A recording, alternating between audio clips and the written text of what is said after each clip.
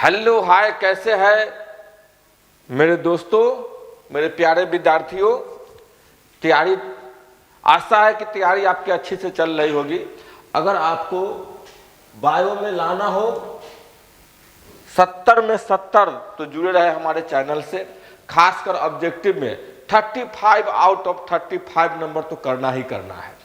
हम आपके लिए सभी चैप्टर का बड़ा सरल तरीके से एक एक ऑब्जेक्टिव प्रश्न को लाएंगे। चलिए तो शुरू करते हैं। आज हम चैप्टर 2 का sexual reproduction in flowering plant, पुष्पीय पादपों में लैंगिक जनन, इसी से प्रश्नों को शुरू करते हैं। आप तस्वीर देख रहे हैं, पूरा फूले फूल है। तो पुष्पीय पादप समझ गए, वैसे पादप जिसमें फूल होता है और इसमें होने वाले लैंगिक जनन को हम लोग देखेंगे। आप देखिए स्क्रीन पे हमारे साथ, इसके पार्ट्स को देखकर समझ गए होंगे कि फूल को हम 4 भाग में बांटते हैं। क्लोरोला, पेरिएंथ, कैलिक्स, यानी कैलिक्स और क्लोरोला दोनों को जोड़ देते हैं तो पेरिएंथ कहलाता है। ये पूरा का पूरा भाग नर वाला है, ये भाग मादा वाला है। इसमें देख रहे हैं एक मधुमक्खी है जो पॉलिनेटर का काम करती है। इसके नीचे अंडाशय है।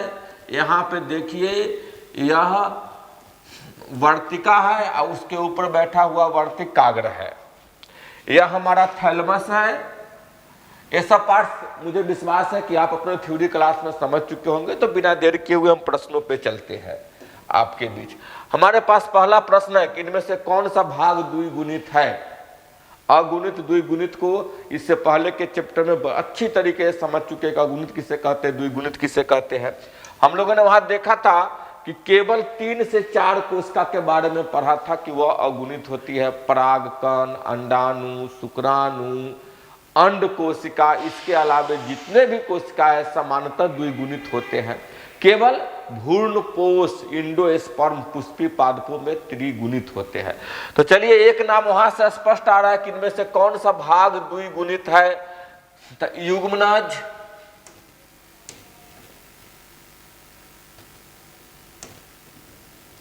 युग्मनज, अंड, पराग और नर युग्मक। तो पहले बताए थे 3 का नाम जो लिए थे सब अगुणित है। युग्मनज निषेचन के बाद जो कोशिका बनती है उसे युग्मनज कहते हैं। युग्मनज द्विगुणित होते हैं। इसका आंसर हो जाएंगे ए। नेक्स्ट क्वेश्चन पे चलते हैं हम। इनमें से कौन सा भाग अगुणित है।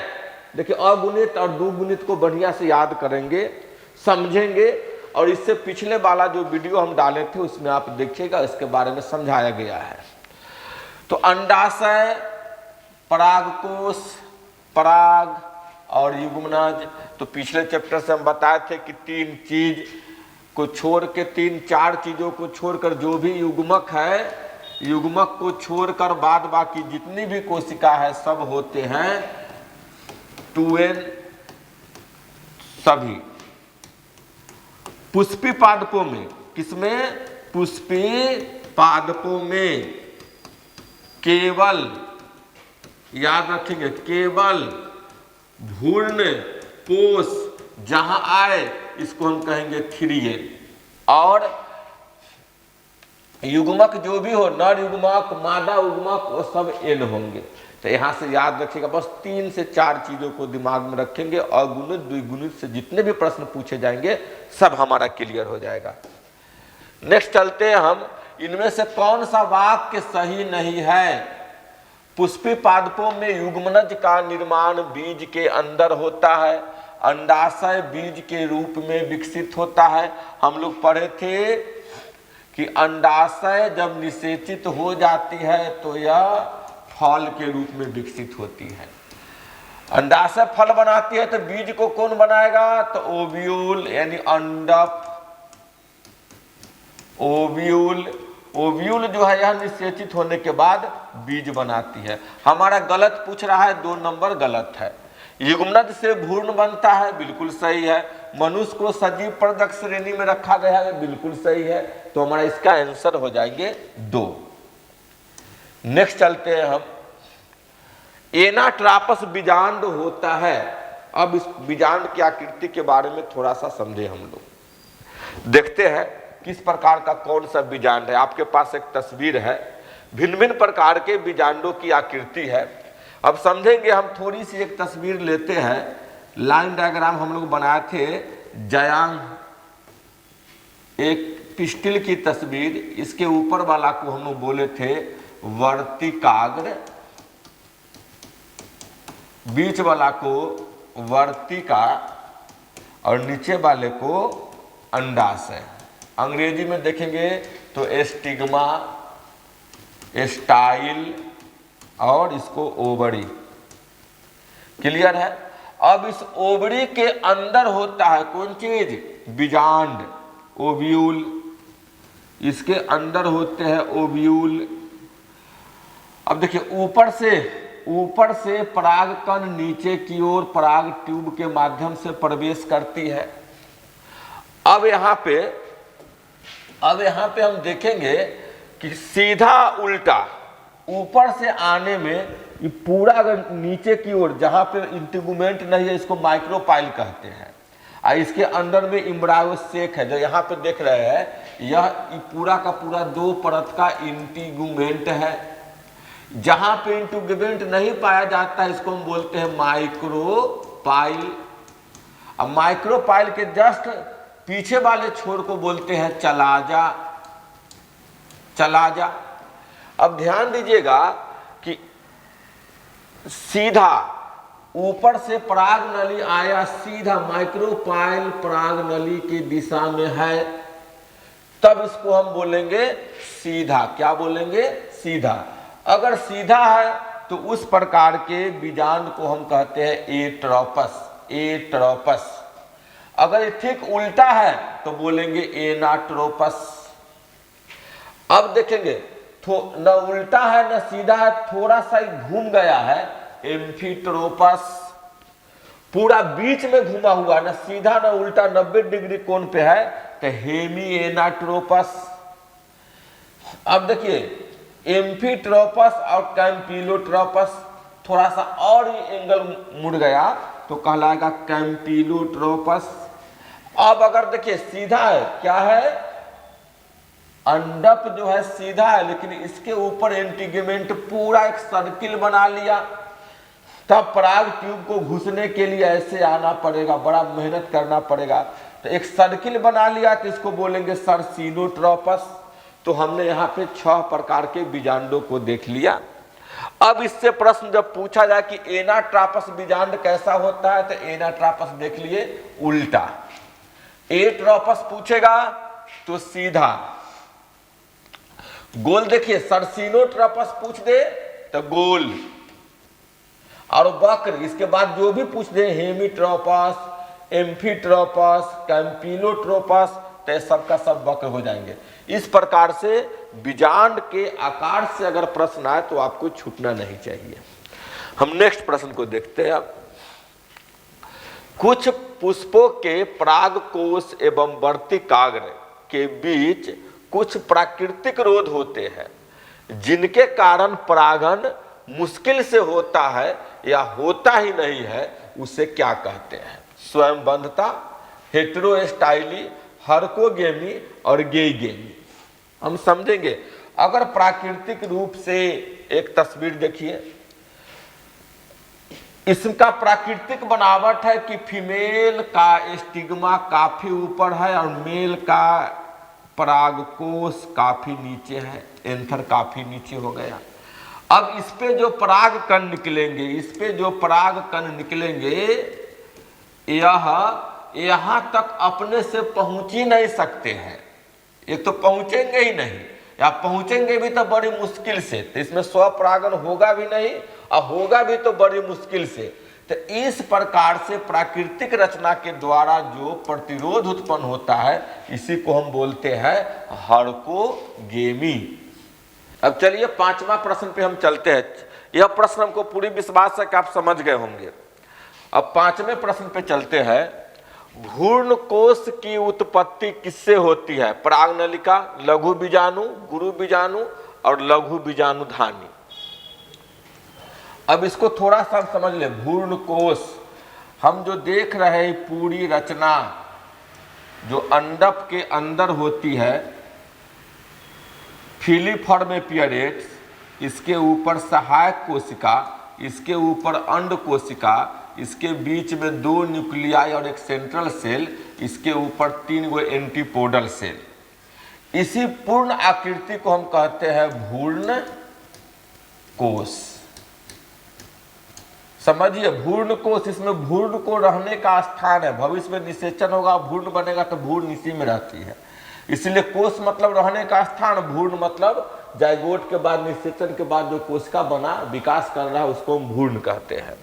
अब किससे बनता है तो देखते हैं, इसका निर्माण होता है 4 मेगा स्पोर से। समझिएगा, 4 मेगा स्पोर से निर्माण होता है।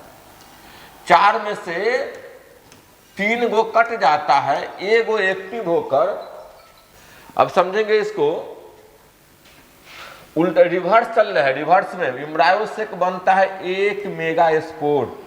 1 मेगा स्पोर जो क्रियाशील होती है, इससे बन जाता है एम्ब्रायोसेक, और 3 गो नष्ट हो जाता है। एक किससे बनता है तो यह बनता है,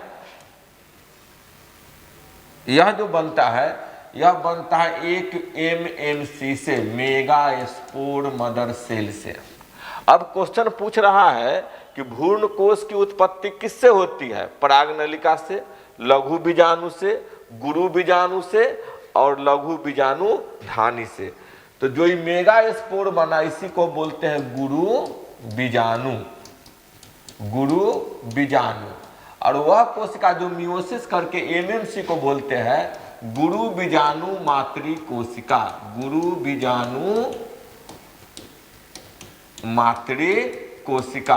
अब आप समझेंगे किससे क्या बना, देख लीजिए। गुरु बीजाणु मातृ कोशिका से गुरु बीजाणु का निर्माण हुआ, और गुरु बीजाणु भ्रूण कोश को बनाया। दोनों तरफ से भ्रूण कोश किससे बना? गुरु बीजाणु से। गुरु बीजाणु किससे बना? गुरु बीजाणु मातृ कोशिका से। सीधा चलेंगे तो गुरु बीजाणु मातृ कोशिका से बना गुरु बीजाणु, और गुरु बीजाणु से बना भ्रूण कोश। तो आंसर क्या हो जाएगा हमारा? सी, भ्रूण कोश। अब नेक्स्ट क्वेश्चन पे चलते हैं हम। माइक्रोस्पोरेंजियम की आंतरिक भित्ति जो पोषक होती है उसे क्या कहते हैं? तो आपको पता है कि मेल रिप्रोडक्टिव ऑर्गन पार्ट से प्रश्न है, यानी स्टेमिन से है। स्टेमिन से है तो हम देखते हैं कि मेगास्पोरेंजियम की 4 लेयर होते हैं, याद होगा आपको। इसके 4 लेयर होते हैं, चारों कोना पे एक एक MMC mega spore mother, sorry micro spore mother cell होते हैं। बाहरी वाला को बोलते हैं एपिडर्मिस, बीच वाला को बोलते हैं इंडोथीसियम, उसके अंतिम वाला को बोलते हैं मिडिल लेयर, और सबसे अंतिम वाली परत है इसको बोलते हैं टैपीटम, याद होगा। और टैपीटम के अंदर में होता है लघु बीजाणु मातृ कोशिका, और टैपीटम में भोजन भरा होता है लघु बीजाणु मातृ कोशिका के लिए, ताकि इसको वह खाकर यहां से निर्माण करेगा पराग कण का। तब कुल मिला के समझ गए होंगे कि इंडोथीसियम बाहर है, इंटाइन तो इसमें है, ये नहीं है। मध्य स्तर मिडिल लेयर को कहते हैं। तो यह तो आंतरिक भित्ति है, माइक्रोस्पोरेंजियम की आंतरिक भित्ति है, लेकिन पोषक होती है। तो पोषक कौन होती है? टैपीटम। आंसर हो जाएगा हमारा सी। समझ गए होंगे। नेक्स्ट क्वेश्चन में चलते हैं। सेमल में किसके द्वारा परागन होता है? एकदम सीधा तस्वीर को देखिए, ये सेमल है, और सेमल बहुत खूबसूरत फूल है, लेकिन इसमें कोई सुगंध नहीं होता है। अब सुगंध नहीं होता है तो इसी कारण से इसके रंग तो अच्छे होते हैं, सुगंध नहीं होते तो मधुमक्खियां अच्छे नहीं पहुंच पाते हैं यहाँ पे। तो इसको परागन के लिए कौन पहुंचता है? तो देखिएगा ऊपर से आप पहुंच गया, इसको पहचान गए होंगे, चमगादड़, जो जिसको हम रात में अपने घरों में उड़ते हुए देखते होंगे।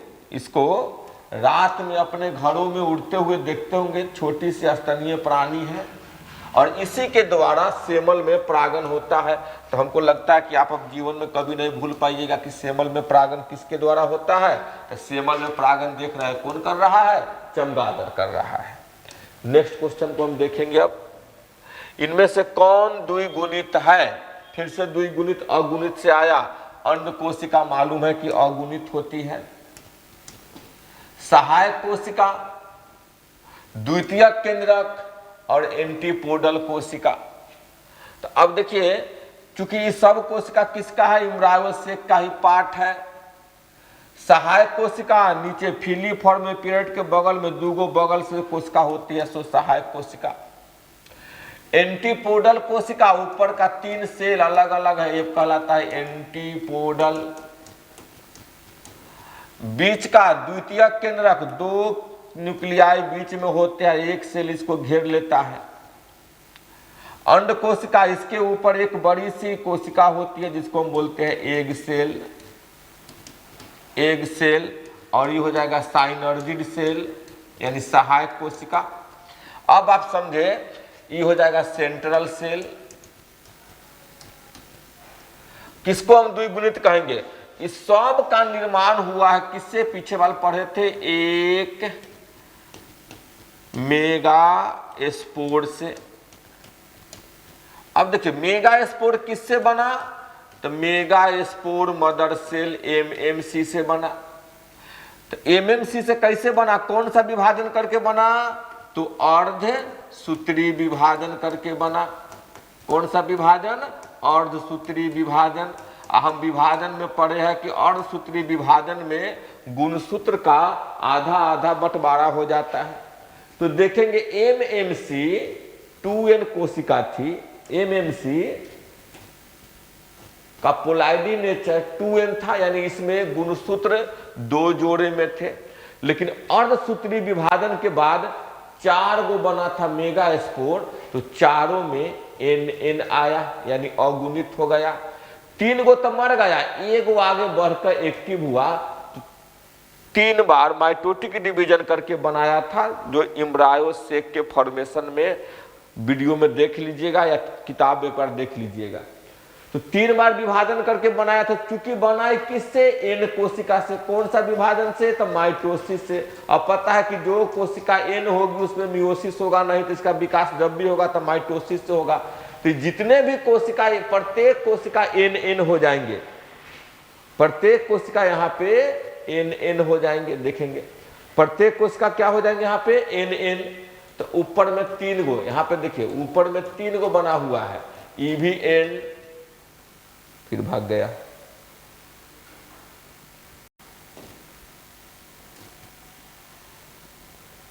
अब देखिए ई भी, तो तीनों एंटीपोडल जो हो जाएंगे वह एन होंगे। तीनों एंटीपोडल एन, क्योंकि तीनों अलग अलग कोशिका है। नीचे का दोनों साइनर्जिड भी एन होंगे, एक सेल भी एन होंगे। सेंट्रल सेल में थोड़ा सा मिसलेनियस हो गया था। क्या है कि दोनों न्यूक्लियाई जो है एक साथ आ गए थे, इसके ऊपर से एक बाल बना था, तो प्रत्येक न्यूक्लियाई एन बना था, n+n। तो सेंट्रल सेल बन जाते हैं 2n। और जब निषेचन होती है, फिर देखिए हम बताए थे पहले बार कि भ्रूण पोष केवल 3n होता है, बाद बाकी सारी कोशिका 2n होती है। केवल किसको छोड़कर, तो अंड कोशिका, परागकण को छोड़कर जितने भी होंगे वह 2n होंगे। अब यहां पर देखिए, अब ये मत समझ लीजिए कि एंटीपोडल 2n हो जाएगा। इसका निर्माण किससे हो रहा है, तो n कोशिका से हो रहा है। एंटीपोडल भी n, तीनों कोशिका अलग है, एक सेल भी n, और एक सेल के साथ में 2 साइनर्जिड है, ई भी n। सेंट्रल सेल केवल एक कोशिका के अंदर 2 गो न्यूक्लियाई हो गए, दोनों न्यूक्लियाई में n गुणसूत्र है, तो दोनों मिलकर 2n हो जाते हैं। और निषेचन के समय जब एक मेल गैमीट आता है, एक सेल से मिलती है, एक मेल गैमीट सेंट्रल सेल से मिलती है, तो एक सेल से मिलने के बाद जब परागकण मिलता है, तो यहाँ पे n+n तो इजकल टू ये 2n हो जाती है। और सेंट्रल सेल में मिला था 2n+n इजकल टू 3n हो जाएगा, यानी यह ट्रिप्लॉइड हो जाएगा। तब फिर से आपको N2N 3N कौन कोशिका है, या कंफ्यूजन दूर हो जानी चाहिए। इससे एक न एक प्रश्न रहते ही रहते, इसलिए इसका पूरा कंफ्यूजन को दूर कर लीजिएगा। तो इसमें पूछ रहा है जो कौन सा कोशिका द्विगुणित है, सीधा आंसर द्वितीय केंद्रक द्विगुणित है। अब चलते हैं हम नेक्स्ट क्वेश्चन पे। बीजांड के बीजांड काय में पाई जाने वाली रचना जो स्पोरोफाइट की अंतिम अवस्था है उसे क्या कहते हैं? गुरु बीजाणु मातृ कोशिका, लघु बीजाणु मातृ कोशिका, सहायक कोशिका, इनमें से कोई नहीं। अब समझिए, कोई भी पौधा का जो बीज है, किसी भी पौधे की जो सीड है, यह सीड क्या होता है? स्पोरोफाइट। क्या होता है? स्पोरोफाइट होते हैं। और यह बीज जब जर्मिनेट करता है तो जर्मिनेट करके आगे बढ़ता है। देखिए फिर से समझे इसको हम कि बीजांड के बीजांड काय में पाई जाने वाली रचना जो स्पोरोफाइट की अंतिम अवस्था है उसे क्या कहते हैं? गुरु बीजाणु मातृ कोशिका, लघु बीजाणु मातृ कोशिका, सहायक कोशिका, इनमें से कोई नहीं। अब समझिए बीजांड जो अभी हम तस्वीर बनाए हैं, बीजांड का तस्वीर अभी हमने बनाया है, ओव्यूल, जिसके अंदर होते हैं एम्ब्रायोसेक, इसके ऊपर 2 परत इंटीगुमेंट की, ये ओव्यूल हो गए। तो बीजांड के बीजांड काय में पाई जाने वाली रचना, तो इस बीजांड के अंदर के शरीर की जो रचना है, इस बीजांड में हम इसको हटाएंगे। इसके अंदर जो रचना है, बहुत सारी सेल्स है, इसके अंदर बहुत सारी छोटी छोटी छोटी छोटी सेल्स है। देख रहे हैं, पीला पीला को छोटी सेल कह देते हैं। इसमें एक बीच में बड़ी कोशिका होती है जिसको हम बोलते हैं MMC। तो बीजांड काय में पाई जाने वाली रचना जो स्पोरोफाइट की, किसकी? स्पोरोफाइट की अंतिम अवस्था है, उसे क्या कहते हैं? अब समझेंगे स्पोरोफाइट क्या है। तो कोई सीड है, सीड जब जर्मिनेट होती है जब, तो वह प्लांट को बनाता है। और प्लांट का वह भाग जो गैमीट को बनाएगा, किसको बनाएगा? गैमीट को बनाएगा, गैमीट को बनाता है। और गैमीट फिर फर्टिलाइज करेगा, यानी निषेचन करेगा, फर्टिलाइज करेगा। और फर्टिलाइज के बाद फिर यहां से बन जाएगा इम्ब्रायो, और इम्ब्रायो से बनेंगे सीड। अब समझिए यही प्लांट का लाइफ साइकिल है।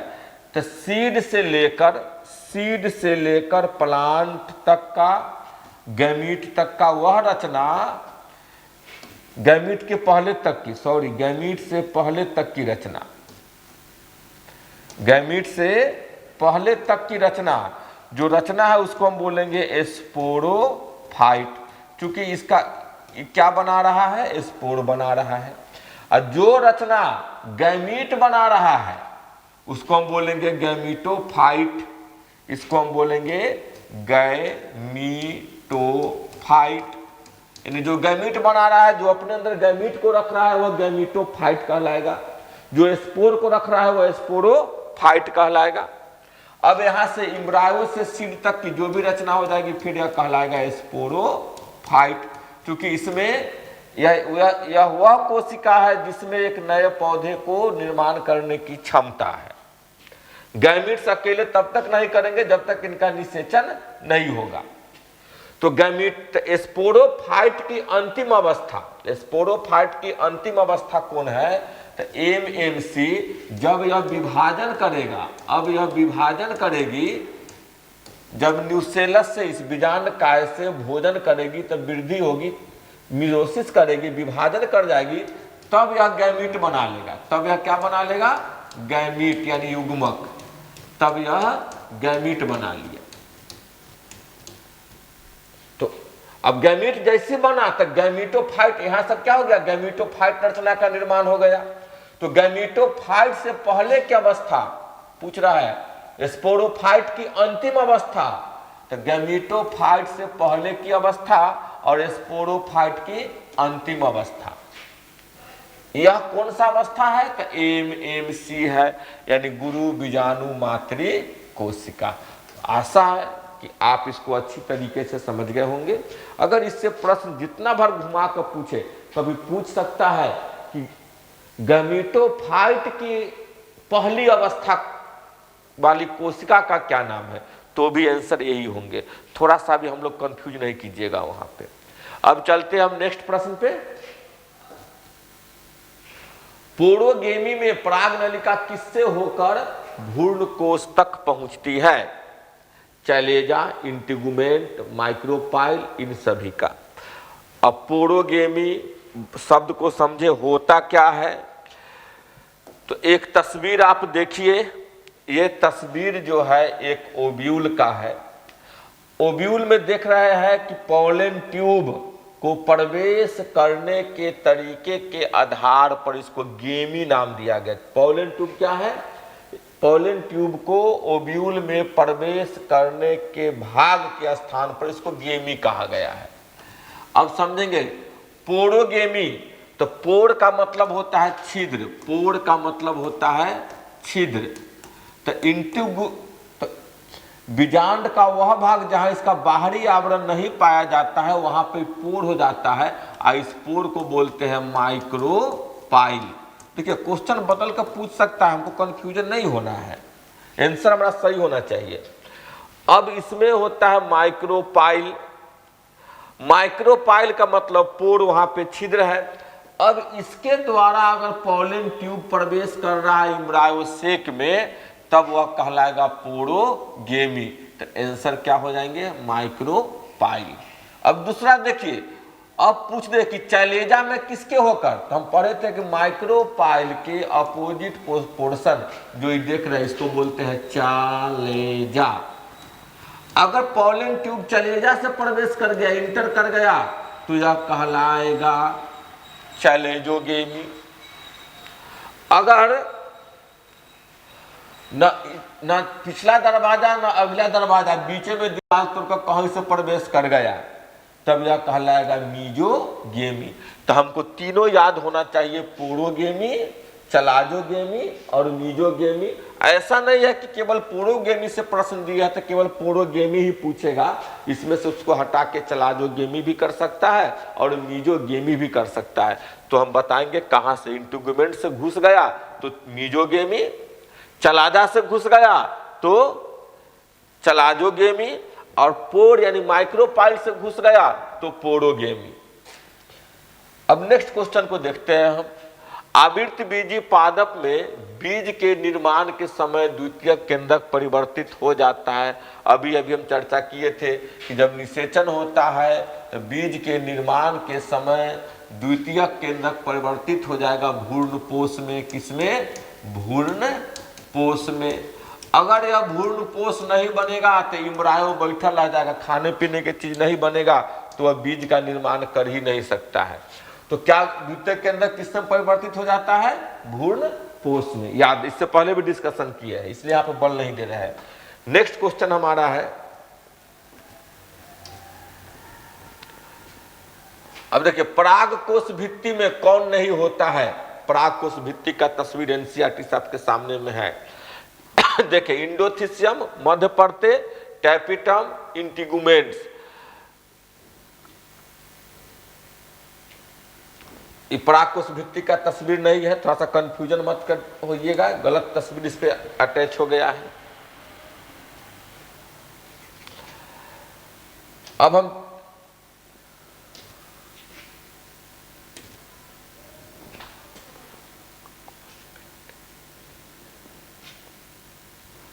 चलिए देखिए फिर से हम इसको, परागकोश भित्ति में इनमें कौन नहीं होता है?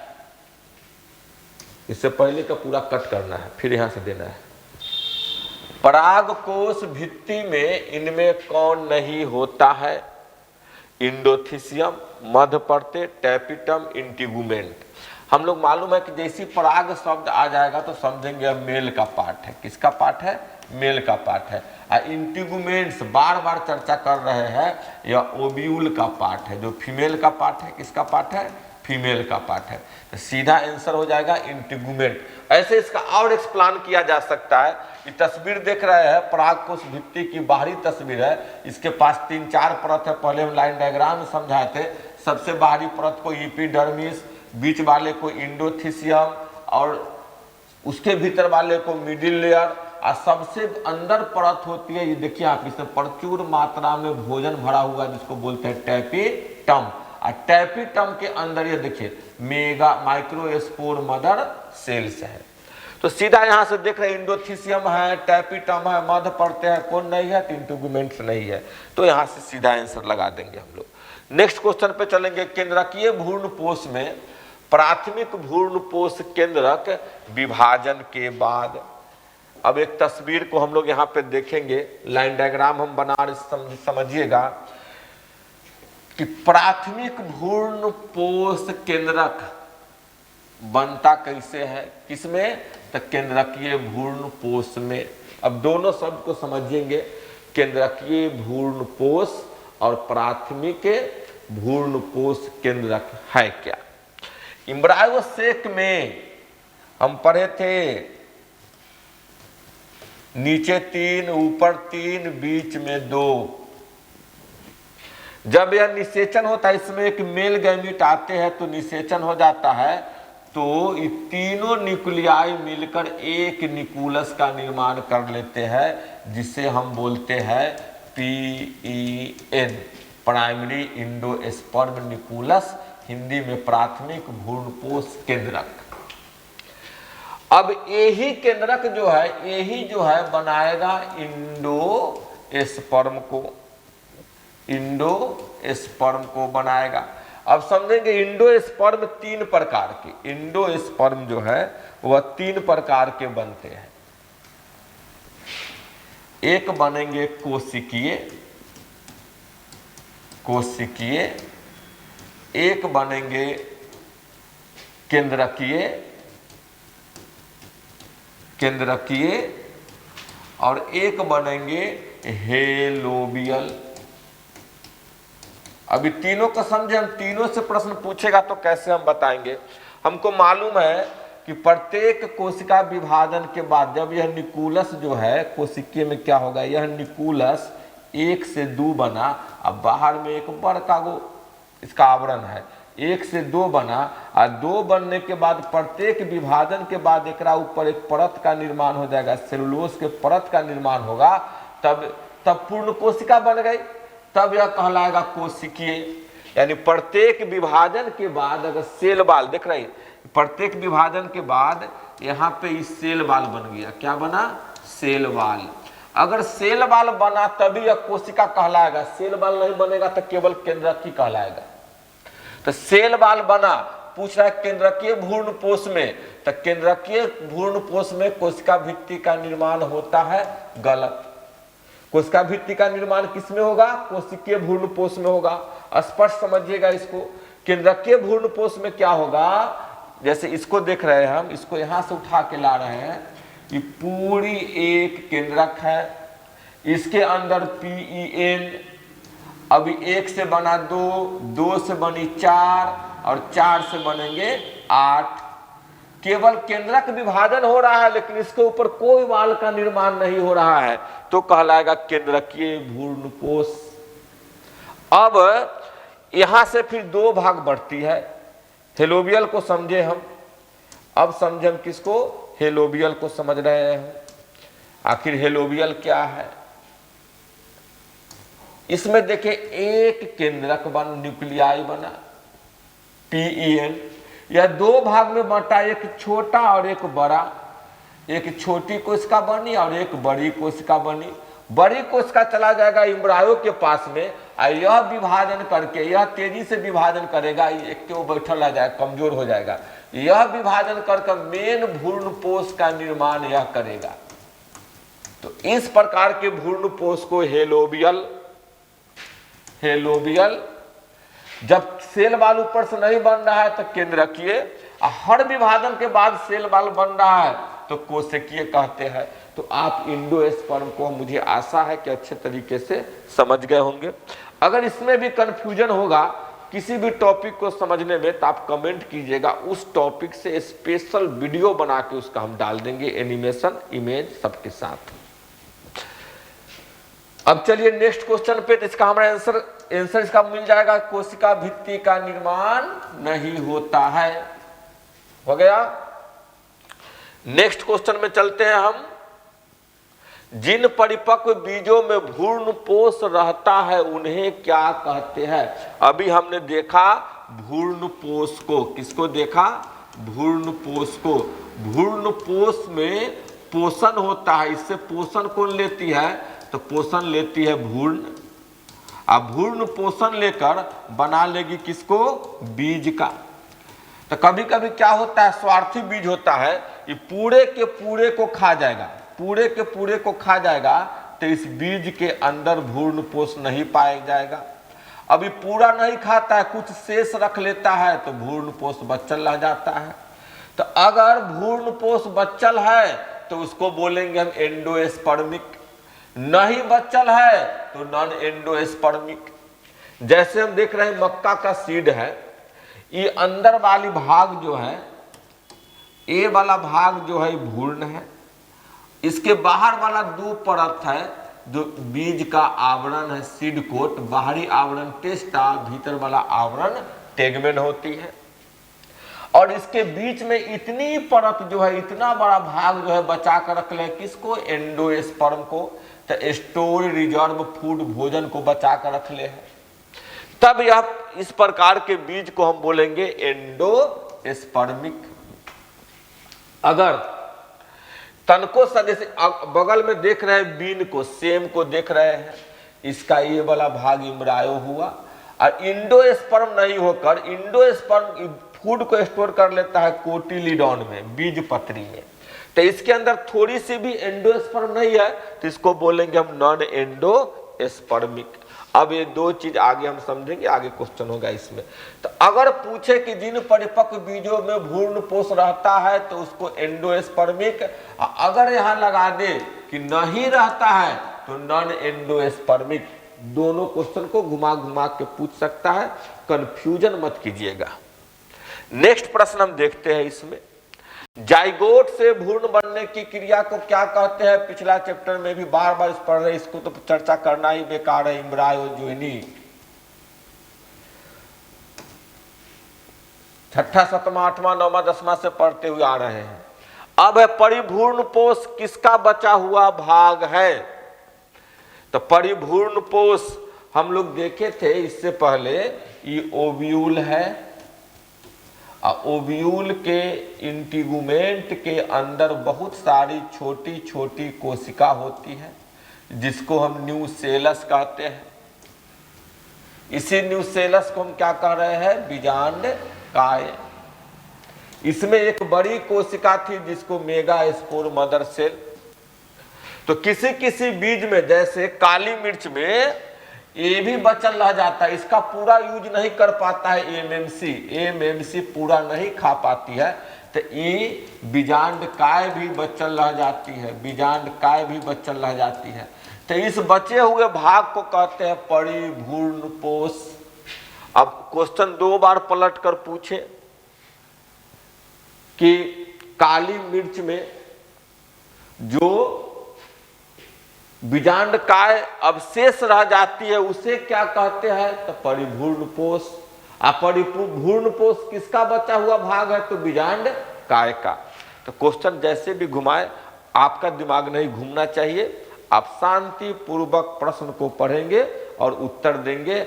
हम आशा करते हैं कि हमारे जो भी क्लास का विद्यार्थी हो वो भी, और जो पूरी वीडियो देखे वो भी, आपको 35 में 35 तो ऑब्जेक्टिव सही होना चाहिए। एक आध नंबर कट जाए सब्जेक्टिव में कोई अफसोस नहीं, लेकिन 35 में से अगर एक नंबर भी कटता है तो बहुत बड़ी अफसोस होगी।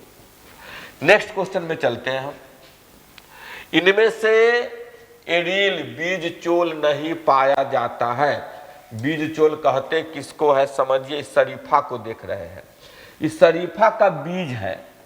अब बीज के बाहरी आवरण जो है, इस बीज के बाहरी आवरण को हम बीज चोल कहते हैं, एरिल यानी बीज चोल।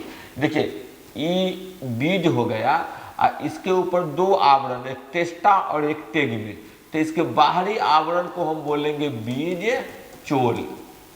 अब कभी कभी क्या है, किसी किसी फल में, जैसे शरीफा में बीज चोल जो है यह गुद्दा बन जाता है, गुदादार बन जाता है, पल्पी बन जाता है, तो इसी को हम खाते हैं। तो शरीफा में हम किसको खा गए, बीज चोल के। क्वेश्चन क्या पूछ रहा है, किसमें बीज चोल नहीं होता है। लीची में भी वही बात है, बीज चोल पाया जाता है, उसको खा जाते हैं। आम में बीज चोल होता ही नहीं है, क्योंकि आठी के ऊपर जो है से पतली परत बन जाती है, पतली परत बन जाती है। फोटो आगे होंगे, हम दिखाते हैं फोटो आपको।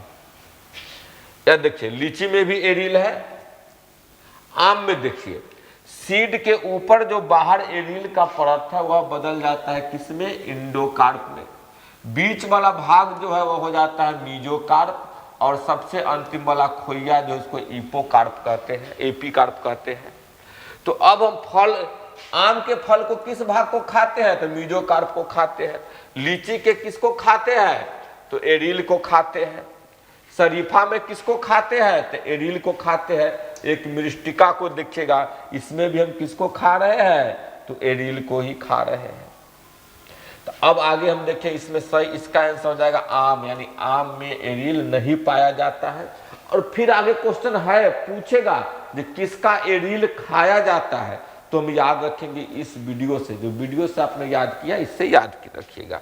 नेक्स्ट हम चल रहे हैं क्वेश्चन पे, इनमें से कौन नर युग्मक से संयोजन कर भ्रूणपोष बनाता है, सीधा है, द्वितीय केंद्रक, कई बार चर्चा किए हैं। नेक्स्ट क्वेश्चन है, एंटोमोफिली नामक परागण किसके द्वारा होता है, चिड़िया, चमगादड़, हवा, कीट। पहले समझे परागण कहते किसको है, तो ये फूल देख रहे हैं, इस फूल में नर भी है और मादा भी है। और जब कोई जीव के द्वारा, कोई बाहरी कारक के द्वारा, जीव भी हो या अजीब भी हो, तो बाहरी कारक, जब कोई कारक के द्वारा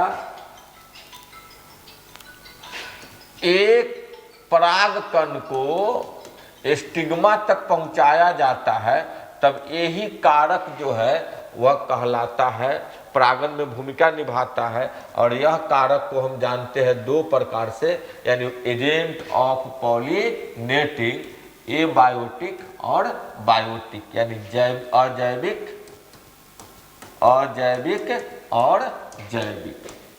इससे भी बड़ा VVI प्रश्न है, बोर्ड से लेकर कॉम्पिटिटिव में इससे खूब पूछा गया, इसलिए इसको याद रखिएगा। हवा के द्वारा होने वाले परागण को हम बोलेंगे एनीमोफिली।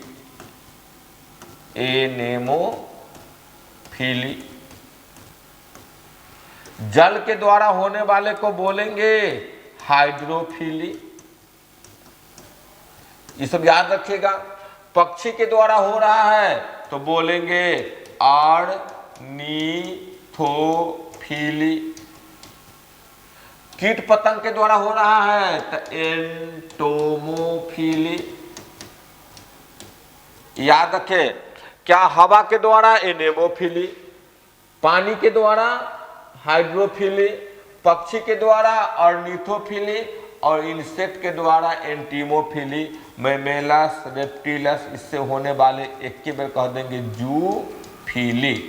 याद, क्या बोल देंगे? जूफिली। हमारा क्वेश्चन यही चार महत्वपूर्ण है, एनीमोफिली, हाइड्रोफिली, ऑर्निथोफिली और एंटेमोफिली। बस इसी चार को याद रखेंगे, बार बार इसी से पूछा गया है। तो एंटेमोफिली किससे होने वाला है? देखिए, एंटेमोफिली किससे होने वाला है? तो कीट पतंग से होने वाला है। ये आंसर हो जाएंगे। अब यहाँ क्वेश्चन पूछ दे एनीमोफिली किससे होने वाला है? तो हवा से होने वाला है। पूछ दे जूफिली नामक परागण किसके द्वारा होता है? तो चमगादड़, चिड़िया, दोनों ऑप्शन वहां पे बदल जाएंगे। अब पूछ दे कि हवा के द्वारा होने वाले परागण को क्या कहते हैं, जल के द्वारा होने वाले परागण को क्या कहते हैं, पक्षी के द्वारा होने वाले परागण को क्या कहते हैं, और कीट पतंग के द्वारा होने वाले परागण को क्या कहते हैं, तो हमें कंफ्यूज नहीं होना है। अब इसी टॉपिक को से हमारा 4 प्रश्न बन जाएंगे। अब नेक्स्ट क्वेश्चन को हम देख रहे हैं, एनीमोफिली नामक परागण किसके द्वारा होती है? अभी हमने देखा हवा के द्वारा, कोई समय नहीं। निम्न में कौन पादप उभयलिंगी नहीं है? अब उभयलिंगी पादप यानी वैसा पादप जिसके एक ही बॉडी में दोनों लिंग मेल और फीमेल नहीं होना चाहिए, उसे हम बोलेंगे उभयलिंगी पादप नहीं है। और जिसमें होंगे उसको बोलेंगे है। तो तस्वीर हम देखेंगे एक, देखिए यहाँ पपाया का, एक ऐसा पपाया में प्लांट देखे होंगे जो कभी फल नहीं देता है, और एक ऐसा पपाया का प्लांट है जो फल देता है। तो फल देने वाले मादा और नहीं देने वाले नर,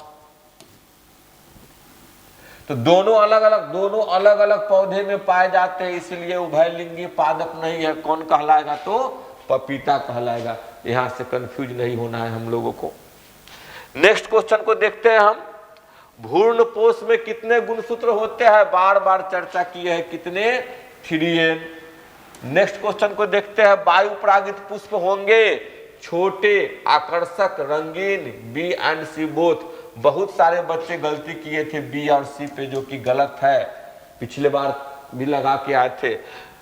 वायु परागित पुष्प छोटे होना चाहिए, हल्के होना चाहिए, जो हवा में उड़ आसानी से उड़ सके, और इसको लैंडिंग कराने वाली स्टिग्मा वह फेदर पंखों की तरफ फैली होनी चाहिए, ताकि हवा में उड़कर आ रही परागकण को वह प्राप्त कर सके।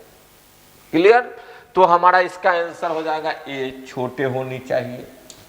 नेक्स्ट क्वेश्चन देखेंगे, परागकण मुख्यतः होते हैं स्पोरोफाइट, युग्मक, नर युग्मक, इनमें से कोई नहीं। तो परागकण जैसे ही हो गया तो गैमीटोफाइट हो गया, गलत। युग्मक है और नर युग्मक दोनों होंगे, लेकिन युग्मक में तो मादा और नर दोनों होता है, क्योंकि परागकण है तो कौन सा युग्मक? नर युग्मक। आंसर हो जाएंगे सी। यहाँ पे कंफ्यूजन के लिए डाल दिया था आपको। नेक्स्ट क्वेश्चन, पराग भित्ति होती है यानी परागकण की बाल कैसी होती है? हम तस्वीर को देखेंगे। ये जो तस्वीर आपको दिखाई दे रहा है यह परागकण है, देखिए परागकण है। अब इसको हम बीच से काट देते हैं तो इसको बोलते हैं हम अनुप्रस्थ काट हिंदी में, और अंग्रेजी में ट्रांसवर्स सेक्शन। तो ट्रांसवर्स सेक्शन में देख रहे हैं कि इसको काटने के बाद ही पता चल रहा है कि इसके अंदर में कौन कौन सी पार्ट है। अब पार्ट्स देख रहे हैं तो पाते हैं इसके बाहर से 2 परत है, यानी यह 2 परत बाहर से, एक एक्साइन और एक इंटाइन। एक्साइन मोटी है, इंटाइन पतली है, और इसमें 2 कोशिका है। एक कोशिका वेजिटेटिव सेल है और यह कोशिका जेनरेटिव सेल है। इसके बारे में आगे चर्चा करेंगे। और इसके बीचों बीच एक बड़ा वोक्यूल्स है। क्वेश्चन पूछा कि पराग भित्ति होती है एक परत की, एक अस्तर को अंग्रेजी में अस्तर को परत भी कह सकते हैं, द्विस्तरीय, त्रिस्तरीय, कई स्तरीय। तो हम देखे हैं एक अस्तर एक्साइन, एक अस्तर इंटाइन, तो कितना स्तर हो गए? 2 स्तर। क्लियर? यहां से नेक्स्ट क्वेश्चन हम देख रहे हैं, परागकण होते हैं गैमीटोफाइट, सजावटी, एलर्जी कारक, इनमें से सभी। आप सभी बच्चे ध्यान दीजिएगा, इसमें कंफ्यूज मत कीजिएगा। बहुत सारे गाइड में, क्लास में भी डिस्कशन किए हैं, सभी बच्चे इस पर लंबे चौड़े डिस्कशन किए हैं। हर एक गाइड में इसका उत्तर दिया हुआ है आपका डी, जो कि उत्तर गलत है। आप एनसीईआरटी के पेज को खोलिएगा, उसमें कहीं भी फूल सजावट के काम में आते हैं, न कि परागकण कहीं सजावट के काम में आते हैं। परागकण तो ऐसी रचना है जिसको हम खुली आंखों से स्पष्ट रूप से देख भी नहीं सकते हैं। हाँ, उसको पानी में भिगाकर थोड़ा सा महसूस करेंगे तो पीला पीला नजर आता है, तो वह सजावट के काम में नहीं आ सकते हैं। गैमीटोफाइट,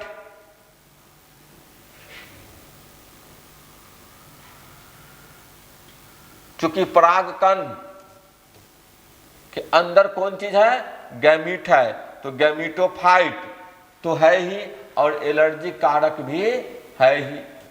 अब एक यहां, अब देखिए इसमें अगर गैमीटोफाइट के जगह पे यहां पे स्पोरोफाइट हो तो आंसर हमारा हो जाएगा केवल सी, एलर्जी कारक। चूंकि दो सही दिया है, एक मिसलेनियस बना दिया है और ऑप्शन कोई नहीं है, तो हम ऑप्शन डी के साथ ही जाएंगे, लेकिन एक्सप्लेनेशन को समझेंगे कि अगर थोड़ा सा बदले इसमें से स्पोरोफाइट डाल दे तो केवल और केवल आंसर हो जाएंगे सी। स्पोरोफाइट नहीं, सेम ऑप्शन है तो आंसर हमारा डी होंगे। क्लियर? और नहीं तो यहां पे ज्यादा आप कंफ्यूज कीजिएगा, वहां पे ज्यादा गलतियां होगी। नेक्स्ट क्वेश्चन हम देखते हैं, किस फल का बीज चोल एरिल खाया जाता है? अभी हमने आपको तस्वीर में दिखाया, जायफल, लीची, शरीफा, इनमें सभी तो हमें दिखाया था, इसी को बोलते हैं मिरिस्टिका। तो तीनों को तस्वीर को पीछे दिखाया था, तीनों के बीज चोल को खाया जाता है। आंसर हो जाएगा डी हमारा। भ्रूण कोश की सेंट्रल कोशिका है, देखिए भ्रूण कोश की सेंट्रल कोशिका क्या है, द्वितीयक केंद्रक है। कोई कंफ्यूजन आकार से है, आकार का डिस्कशन इससे पहले की क्वेश्चन में कर चुके हैं। फिर नेक्स्ट हम देखते हैं, निम्न में से किसमें जल परागन होता है? जलकुंभी, हाइड्रिला, कमल, हाइड्रिला, इनमें सभी। देखिए तीनों के तीनों पौधे जो है जल में उगने वाले हैं। जल परागन से होने वाले पौधे का रीजन है कि पौधे जल की सतह पे होनी चाहिए, फूल का, या जल के नीचे होना चाहिए। और ऐसे पौधे जो जल के सतह पर उगते हैं वह उसमें जल के द्वारा परागन नहीं होकर वायु के द्वारा होंगे या कीट के द्वारा होंगे। तो कमल जल के सतह पर उगने वाला है, जलकुंभी जल के सतह पर उगने वाला है। तो यहाँ कंफ्यूज मत होइएगा, सभी मत मार दीजिएगा, यह हमेशा या तो वायु से या तो कीट पतंग से परागित होंगे। हाइड्रिला जल के अंदर होती है, तो यह हमेशा निषेचन करेगा किससे, तो जल से करेंगे। नेक्स्ट क्वेश्चन, इनमें से किसका पुष्पासन खाया जाता है? पुष्पासन, पुष्प जिस पे अड़ा रहता है। हम देखे एगो फल है, अभी तक देखे थे, ये ओबड़ी है, ओबड़ी से फल बनता है। लेकिन एक फल है जिसका नाम है सेब, सेब में ओबड़ी से फल नहीं बनकर जिस पे अड़ा होता है थैलोमस, जिसको बोलते हैं थैलोमस। पुष्पासन हिंदी में, अंग्रेजी में इसको बोलेंगे थैलोमस। तो इसका थैलोमस जो है, पुष्पासन जो है, यह फल का निर्माण कर लेता है। तो इसलिए किसका पुष्पासन खाया जाता है? तो सेब का। एक और सेब से प्रश्न पूछेगा कि हमेशा थ्योरी के अनुसार, नियम के अनुसार फल को बनना चाहिए किससे? ओबड़ी से, तब यह कहलाएगा ट्रू फ्रूट, यानी फल। कैसा फल? तो सत्य फल, ट्रू फ्रूट। अब इसमें सेब में ओबड़ी से नहीं बनकर किससे बन गया? पुष्पासन से। तो इस फल को बोलते हैं फॉल्स फ्रूट, कूट फ्रूट या मिथ्या फ्रूट। यानी इसने नियम के विरुद्ध काम किया है, इसलिए इसको मिथ्या फल, कूट फल या फॉल्स फ्रूट कहा जाएगा। तो सेब से दो क्वेश्चन पूछेंगे कि सेब सेब का कौन सा भाग खाया जाता है? तो पुष्पासन। सेब कैसा फल है? तो मिथ्या फल है। यह दो क्वेश्चन बार बार पूछता है, हम इसको याद रखेंगे। नेक्स्ट क्वेश्चन में चलेंगे, इनमें से कौन सा फल मिथ्या कूट है? देखिए पीछे बार सेब के। नेक्स्ट क्वेश्चन है, भ्रूण पोष का क्या कार्य है? बताए थे भ्रूण पोष का काम है भ्रूण को पोषण देना, और तब भ्रूण जो है बन जाएगा किसमें? बीज में। आंसर हो जाएगा हमारा बी। नेक्स्ट क्वेश्चन को देखते हैं, निम्नांकित में से किस पौधे के प्रजातियों में बीज का उत्पादन असंग जनन द्वारा होता है? अब असंग जनन को समझिए, और मतलब नहीं, संग मतलब साथ है, जनन मतलब समझ में करते हैं। तो कुछ ऐसे पादप है जिसमें बीज का निर्माण जो है बिना निषेचन का, संग में होगा तब निषेचन होगा, बिना निषेचन का बीज बन जाता है, बिना निषेचन के बीज बन जाता है। इसी को हम बोलते हैं असंग जनन। तो इसमें दो ही है, एस्ट्रेसिया और घास। एनसीईआरटी का सबसे लास्ट, इस चैप्टर के सबसे लास्ट पेज में दिखेगा, स्पष्ट लिखा हुआ है कि एस्ट्रेसिया और घास में ने अपने को इवॉल्व किया है, यानी विकसित किया है, यह बिना निषेचन के ही बीज का निर्माण कर लेती है। तो हम दो याद रखेंगे, एस्ट्रेसिया और घास को। नेक्स्ट क्वेश्चन में चलेंगे, स्त्री दल चक्र पुष्पों में बना होता है। हमने तस्वीर को देखा है, बड़ा अच्छा से बार बार लाइन डायग्राम किया है। ये हो जाएगा स्टिग्मा, ये हो जाएगा स्टाइल, और ये हो जाएगा ओवरी। तो स्त्री दल चक्र में स्टिग्मा भी है, स्टाइल भी है, ओवरी भी है। आंसर हमारा हो जाएगा तीनों। नेक्स्ट क्वेश्चन, उभयचारी पादप एम्फीबियन प्लांट किसे कहा जाता है? तो वैसे प्लांट जो जल में भी आसानी से जीवन जी सकते, उग सकते हैं, और जमीन पर भी उग सकते हैं। तो पौधे की ट्रिक आपको हम बताए थे, टी बी पे जिया। उसमें कैसे कैसे पौधे का विकास हुआ है? टी थाइलोफाइटा शैवाल जो केवल जल में होता है, बी ब्रायोफाइटा जो जल और जमीन दोनों हो जाएंगे, टेरिडोफाइटा जो पहला पौधा है जो स्वतंत्र रूप से जमीन पर उगा था, और यही पहला पौधा है जिसमें जाइलम और फ्लोएम दोनों उत्तक पाए गए थे। कवक, ये पादप पहले पादप में था, वो अलग हटा के इसको किंगडम फंजाई में जगह डाला गया है। अब इसको पादप से हटा दिया गया है। तो पूछ रहा है कि उभयचारी पादप कौन? तो कौन सा पादप? तो ब्रायोफाइटा। पूछेगा जलीय पादप कौन? तो शैवाल। पूछेगा टेरिडो, स्वतंत्र रूप से जमीन पर उगने वाला पहला पौधा कौन? तो टेरिडोफाइटा। वह कौन से पौधे जिसमें सर्वप्रथम जाइलम और फ्लोएम विकसित हुए थे? टेरिडोफाइटा। 4-5 प्रश्न से घुमा घुमा कर पूछेंगे, आपको बन जानी चाहिए। नेक्स्ट क्वेश्चन पे चलेंगे हम, निम्नांकित में से कौन जंगली जलीय घास है? अब देखिए, ट्रापा ये मरुस्थलीय पौधे हैं, खत्म। हाइड्रीला जलकुंभी दोनों जल में उगने वाला जलीय घास है। आंसर हो जाएगा हमारा डी। नेक्स्ट क्वेश्चन को देखेंगे अब हम, परागन में नहीं होता है? देखिए, घास में वायु परागन, गेहूं में वायु परागन, मक्का में वायु परागन, सेल्विया में पक्षी के द्वारा परागन होता है। तो सीधे आंसर क्या हो जाएगा? सेल्विया। नेक्स्ट क्वेश्चन देखते हैं, निम्नांकित में से किस पौधे में स्वपरागन होता है? एक लिंगी, द्विलिंगी, ए तथा बी दोनों, इनमें से कोई नहीं। स्व मतलब अपना, परागन मतलब परागकण को पहुंचाना, यानी वह पौधे जो अपने परागकण से अपने निषेचित होते हैं उसी को स्वपरागन। तो इसके लिए वह पौधा कैसा होना आवश्यक है? द्विलिंगी का होना आवश्यक है। एक लिंगी जब भी होगा तो वह हमेशा पर परागन करेगा, याद रखिएगा। द्विलिंगी होगा तो ही वह अपने परागकण से अपने को निषेचन कर पाएगा।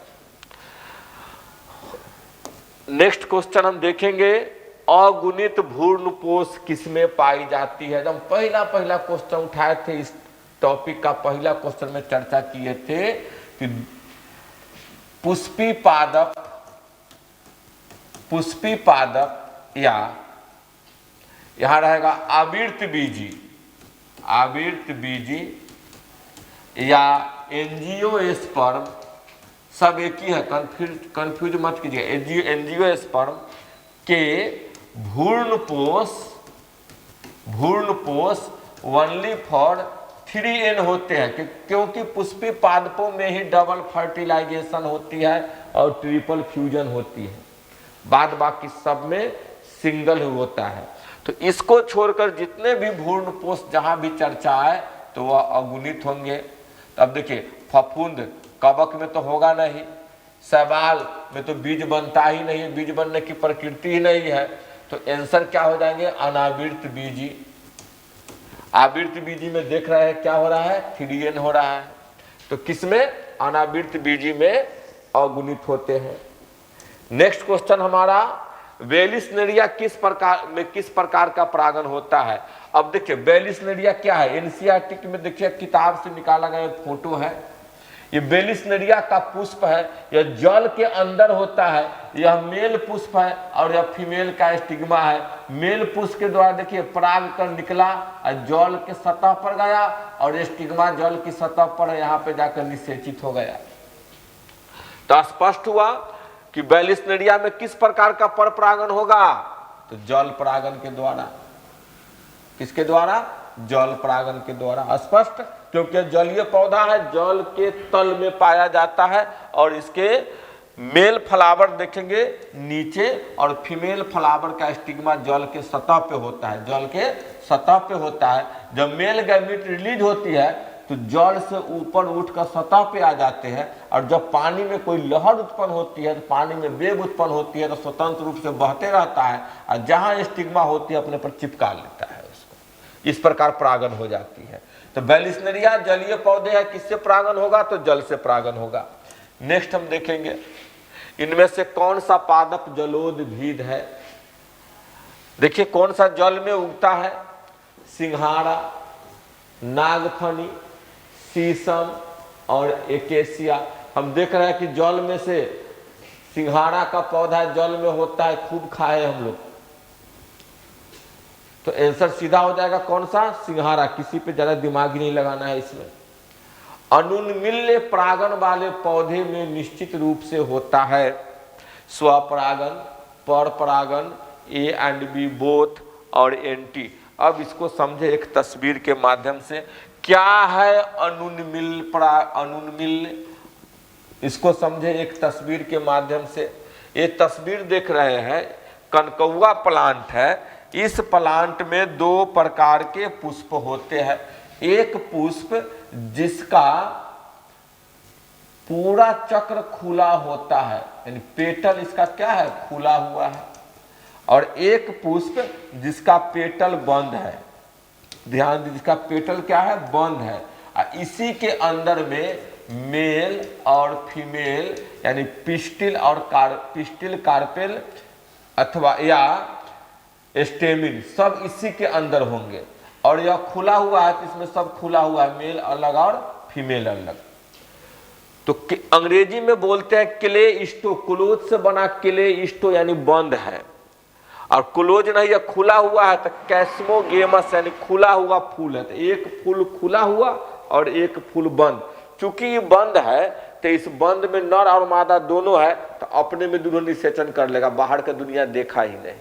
तो हमेशा क्लेइस्टोगेमस यानी अनुन्मिल्य परागनी पुष्प में हमेशा होगा, 100% होगा। तो कौन परागण होगा, स्वपरागण होगा। अब पूछ दे कि उन्मिल परागनी में क्या होगा, तो उन्मिल में दोनों चांस है, ये अपना से भी हो सकता है, दूसरा से भी हो सकता है। तो जहां भी उन्मिल पूछे तो ए एंड बी बोथ हो जाएगा, और उन्मिल पूछे तो केवल स्वपरागण हो जाएगा। वहां पे कंफ्यूज मत होइएगा। अब नेक्स्ट क्वेश्चन को हम देखते हैं। जब जयांग गाइनोसियम में स्त्री केसर पिस्टिल एक दूसरे से जुड़े रहते हैं तो कहलाते हैं युक्ता अंडपी, वियुक्ता अंडपी, युक्ता अंडपी, एक अंडपी, बहु अंडपी। अंग्रेजी में एपोकार्पस, सीनोकार्पस, मोनोकार्पेलरी और मल्टीकार्पेलरी। अब समझिए इस तस्वीर से, ये देख रहे हैं कि फूल के सभी भागों को तोड़ दिया गया है और केवल इसमें डाला गया है, जनन अंग को बाहर निकाला गया है, सभी को तोड़ दिया गया है। नीचे वाला भाग देखिए थैलोमस, सेब में कहे थे यही फल बनता है। उसके ऊपर उभरा हुआ भाग ओबड़ी होता है। इतना लंबा स्टाइल है और ऊपर में देख रहे हैं स्टिग्मा है। जितना इसके अंदर ओव्यूल होंगे उतने बाहर स्टिग्मा निकल रहे हैं और सब स्टाइल एक ही से निकलते हैं। अब ध्यान देंगे कि जिसका पिस्टिल एक दूसरे से जुड़े हैं, यहां देखिए ए पिस्टिल अलग, ई अलग, ई अलग, ई अलग, ई अलग, सब अलग है। इस तस्वीर को देखेंगे, इस सब का पिस्टिल आकर एक ही जगह पर मुंह बना के जुड़ल है। यहाँ पे देखिए सब का पिस्टिल यानी कार्पेल जो है एक अलग अलग मुंह बनाए हैं, एक साथ एक आकृति में है लेकिन इसका मुख अलग अलग है। तो जब सब का स्टिग्मा एक साथ एक ही जगह पर मुंह खोलने आके बैठल रहेगा तो उसको हम बोलेंगे सीनोकार्पस। एक के जगह पराग कण गिरेगा और सब में जाने लगेगा एक के जगह से। दूसर है एपोकार्पस में सब अलग अलग है, सबके पास पहुंचना चाहिए परागकण तो ही निषेचन सब में हो पाएगा, नहीं तो कुछ में निषेचन नहीं भी हो पाएगी। तो जब सबका स्टिग्मा एक साथ जुड़ा हुआ है तो कहलाएगा सीनोकार्पस। जब सबका अलग अलग है तो कहलाएगा एपोकार्पस। ये देख लीजिए एपोकार्पस का उदाहरण है। अब समझेंगे मोनोकार्पेलरी, जब इस एक के अंदर एक ही कार्पेल होंगे यानी एक ही पिस्टिल होंगे तो उसको हम बोलेंगे मोनोकार्पेलरी। अगर एक के अंदर एक से अधिक है, ये सब क्या है एक से अधिक है, तो उसको हम बोलेंगे मल्टीकार्पेलरी।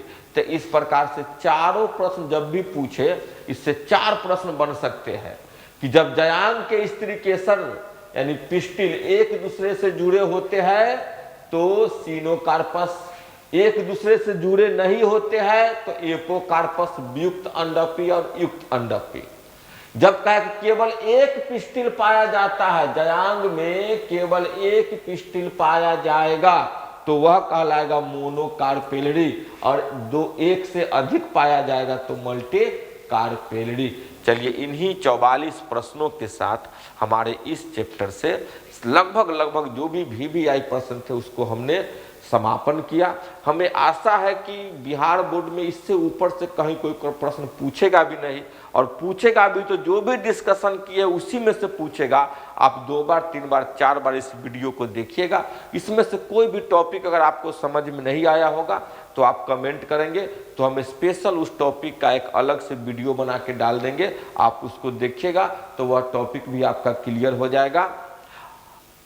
अब इस चैप्टर को यहीं समाप्त करते हैं, फिर हम नेक्स्ट डे मिलते हैं तीसरे नंबर चैप्टर मानव जनन के साथ। धन्यवाद।